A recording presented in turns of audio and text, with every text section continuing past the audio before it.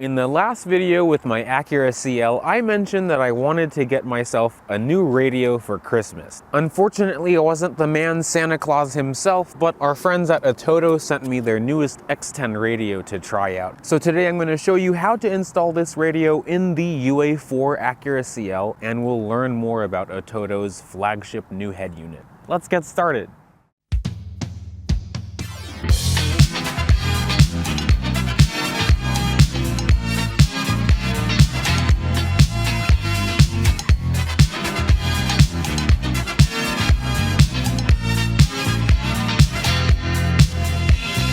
For those that may be following along with the installation part of this video, this applies to the 2000 to 2003 model year of the UA4 Acura CL. First of all, because of the shape of the factory radio, you need a dash kit. So this one is provided by PAC. Also, to make the process as streamlined as possible, you need the wiring harness adapter. So this is what you connect to the radio's harness, and that makes everything plug and play. This is very needed. I got both of these from crutchfield.com. So welcome to my workbench. Before we get started, I want to do the unboxing of the X10. If you want to get this exact radio, this one is the X10 G2B7E. So we can begin the unboxing.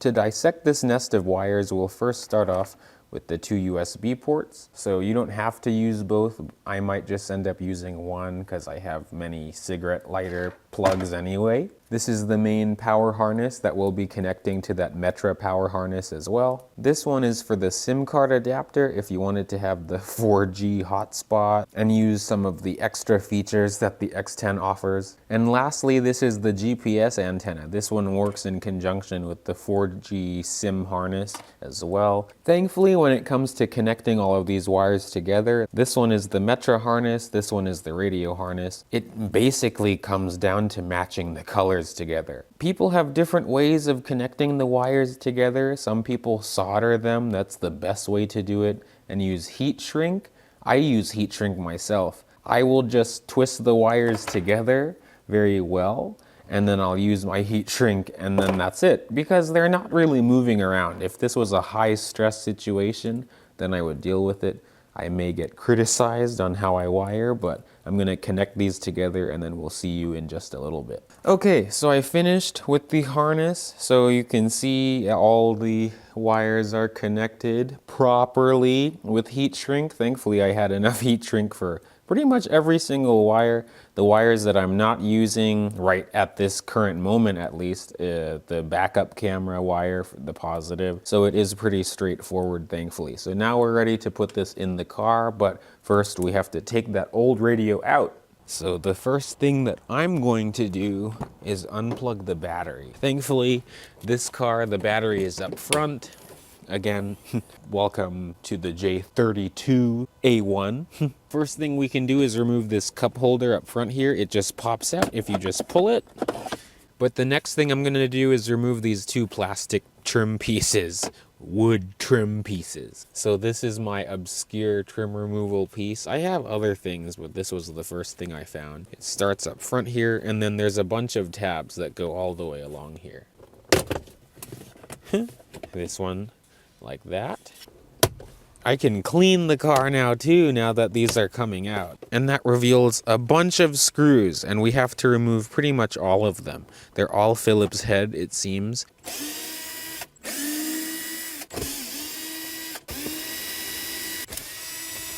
There's also this trim piece that we have to pop off. That one just comes right off like this. It's nice. I can clean all of this. There's also a plastic piece here. That comes right off as well. And then we can see some more Phillips head screws, I believe. This piece over here also pops out. You can just use your trim removal piece and then just pry it. But you'll also have to pull out the heated seat switches as well. Thankful I had that thermometer. Now I can put it in gear. Don't worry, the next time I cook, I will wash this. To get the heated seat switches out, you just pop a little tab, well, push the tab, and then try to pop the switch up at the same time.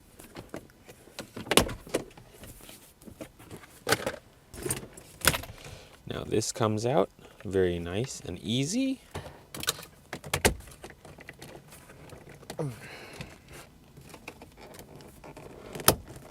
And there it comes right out.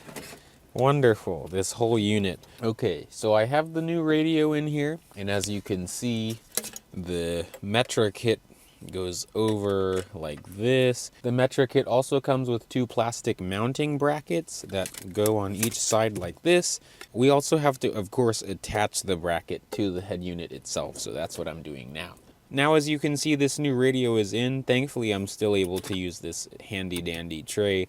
I'm just going to screw these 4 screws in, and then there's a few more on this side, and then I can start to put things back together. So it's been a few days since I installed the radio, and I wanted to make sure I would get the best impressions of this thing that I could for you. Of course, we can't see the radio without turning the car on, so without further ado. Wonderful. That's the first thing I'm not that crazy about. I cannot figure out for the life of me how to turn off that startup sound. I've dug through all the settings and I can't find that out. But anyways, welcome to the new flagship ATOTO X10. As you can see, this has wireless Apple CarPlay. I'm not even plugged in right now. Like I said earlier, I'm not too crazy about how the Metra kit has a slightly different texture.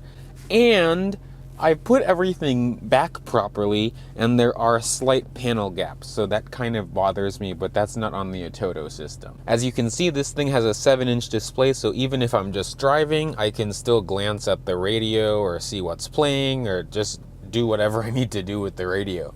Personally, when it comes to an aftermarket radio, all I really need is Apple CarPlay and a responsive interface, and that's what this thing has both of those. Although I do like the size of the screen, so I would rather have this, I do already miss having an actual volume knob in the car because the steering wheel controls don't work, and also already before that they were finicky to begin with. This radio doesn't get quiet enough. I cannot find a way to adjust the volume quiet enough. I guess let me demonstrate right now. Okay, so I'm playing a song now. This is Maybe One Day by Dan Mason. But this is level 1. I'm sure you can still hear it.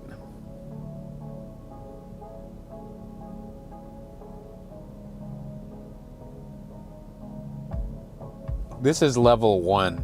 So if I go another level under that, it's just no music at all. It's 0.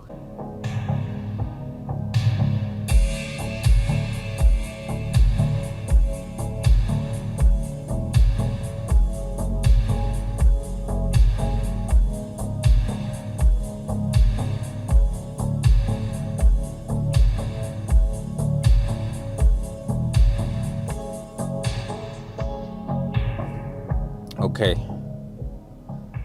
This radio is pretty smart too, if you enable it. I just don't like downloading apps and making new accounts for things that I just don't really think I would use. But you can enable TPMS in this car, so it registers, there's a TPMS app, and it reads the pressure just like, you know, a new modern car, which is crazy. This is the big thing about this head unit. This is one of the first head units to come out with an AI software. So if you're familiar with ChatGPT, this kind of ties the car experience with ChatGPT in a way. You have to download an app, of course.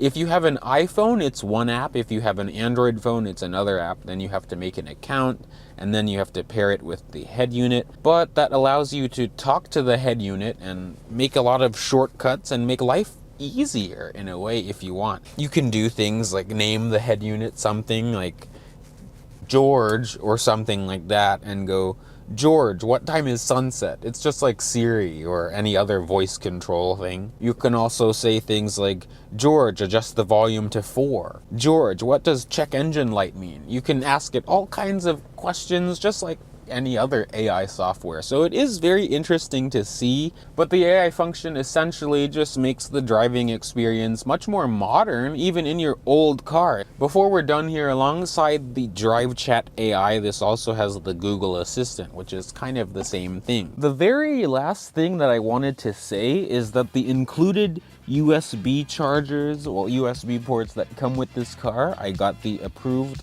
lightning cable. It does work, but it barely charges my phone, so it must be like 1 amp or something. Again, special thanks to ATOTO for partnering with me and sending me this radio so I could show it to you all and so I can put it in my car for Christmas.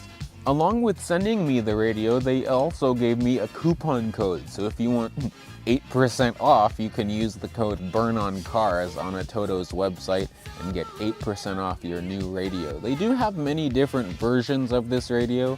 I forgot to mention the MSRP of this one is about $579. Let me know in the comments if you think this radio is worth it or if it's worth just looking at Crutchfield and finding something else. I'll leave all the information in the description below, but again, I appreciate you watching this far throughout this video. If you have a CL or a TL, maybe I hope this video was interesting and informative to you. Otherwise, thanks for hanging out, and I'll see you guys in the next video. Bye peeps, and Merry Christmas!